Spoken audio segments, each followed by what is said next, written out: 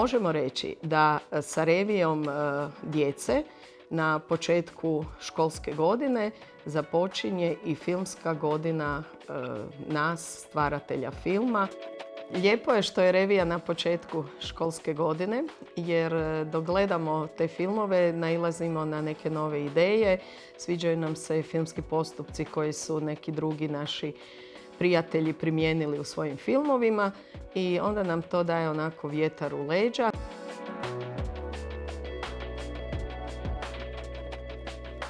Prošla su nam čak 3 filma, od toga je jedan igrani, jedan eksperimentalni i jedan animirani. 2 filma su karantenski filmovi, nastali su u vrijeme naše karantene. Radili su sedmaši i posljednjima grupa petaši. Sa sedmašima i nije bilo nekih problema, oni su već stari filmaši. Međutim, s petašima je to bila drugačija situacija. Snimili su jako puno kadrova, slali su mi kadrove, ja bi te kadrove fotografirala print screen, rezala bi kadrove, upućivala na koji način kadra treba napraviti da bude kako treba. Napravili su jako puno kadrova, ali film je na kraju ispalo zaista jedna ovako zgodna igra. Kao suvoditeljica i voditeljica mogu reći zapravo da prije svega se propitkuje djecu što oni žele. Naravno da ono što je moj savjet i što mi se čini da je potrebno raditi, dakle priznati sve njihove ideje kao dobrim idejama, a onda na neprimjetan način navoditi da to bude još bolje. Svakako žao nam je jako naravno što nismo okupljeni svi na jednom mjestu jer mislim da su ta njihova međusobna druženja jako važna, ali mislim da je i dobro što će se revija održati i na ovaj način, dakle na bilo koji način. Ja ću svakako poticati i svakako ću s djecom, osobito sad imam 5. i 7. razrede, pratiti reviju online jer mislim da i na taj način oni mogu dobiti opet jedna nova saznanja, jedna nova iskustva koja ko zna kako će se razvijati nadalje. I mislim da će to biti jako važno u njihovom daljem filmskom razvoju.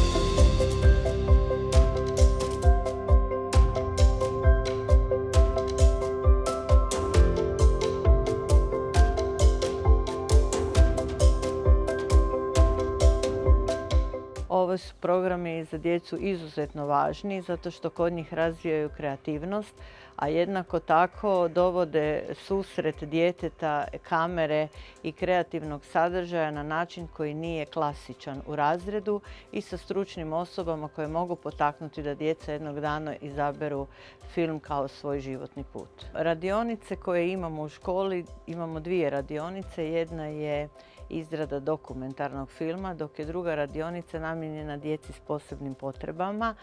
I jednoj i drugoj radionici se jako veselimo, ali ovo za djecu s posebnim potrebama je nešto što oni nisu ni u jednom trenutku mogli ni sanjati da ćemo im dovesti u razred i na taj način iskoristiti njihovo vrijeme i educirati ih s nečim novim. Kolegica Ivana i ja vodimo radionicu Stop animacije sa osobama sa posebnim potrebama.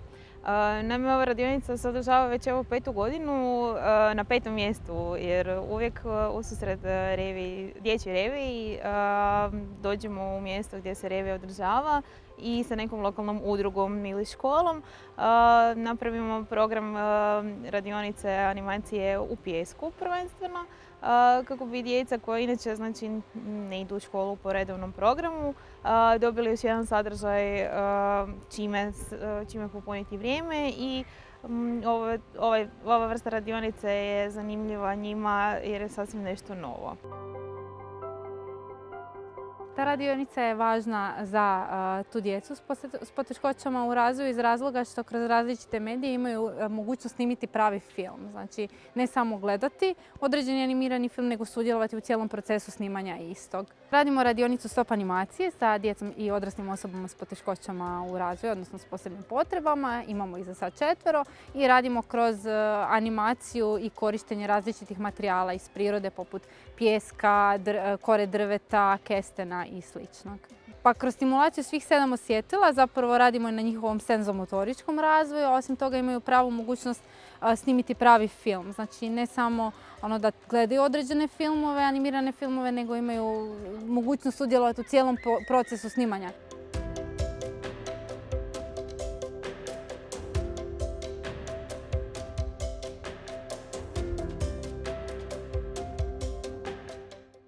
radionica dokumentarnog filma koja je u sklopu programa Mladi za mlade i odvija se ovdje na Malom Lošinju u osnovnoj školi. Nismo imali baš puno izbora da održimo radionicu, a da se pridržavamo svih epidemioloških mjera, jer igrani film bi zahtijevao i neke glumce i neku rekvizitu i to mislim da ne bi mogli izvesti, a ovdje sad na dokumentarnom filmu radimo baš film o tome kako je njima sad u školi.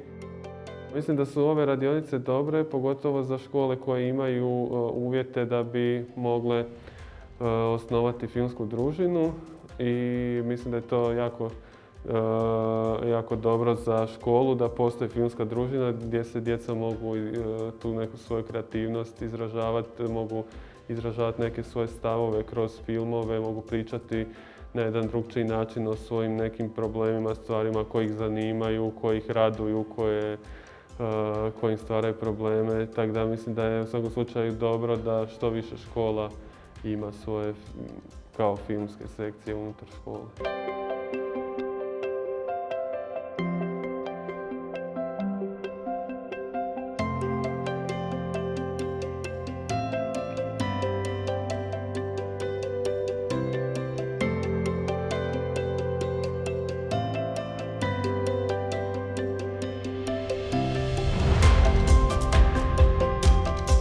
Ovogodišnja je revija bitno obilježena ovom situacijom u kojoj smo se našli, tako da je ona bitno drukčija.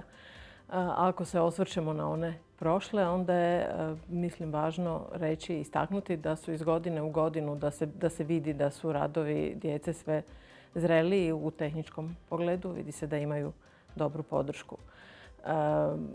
Ono što je baš upadljivo za ovu godinu je ta korona kriza koja je obojila jako puno filmova i bojim se da je utjecala i na to da neki filmovi nisu mogli biti završeni. Međutim, to ne znači da nisu dobri. Ponuda filmova je jako dobra također i ove godine. Primjećujem ove godine dosta širok raspon stilova. Sviđa mi se da su animacije nastale na radionicama poprilično kvalitetne. Ove standardne škole animiranog filma koje svake godine šalju radove su, kao što sam primijetila, standardno i dobre. A radioničarski filmovi mislim da su jako napredovali u zadnjih par godina. Više od same revije mislim da su filmske grupe na kojima djeca rade i razne radionice čak i bitnije od revija. Revija tu dolazi posljedično da bi se moglo prikazati šta djeca rade i da bi mogli međusobno se djeca družiti, što možda ove godine nije slučaj. Ali mislim da je bitnost revije toliko da približi i široj, da pokaže neku i širu sliku o tome gdje je filmsko dječje stvaralaštvo ide, u kojem smjeru i zašto je ono bitno za razvoj društva u cjelini.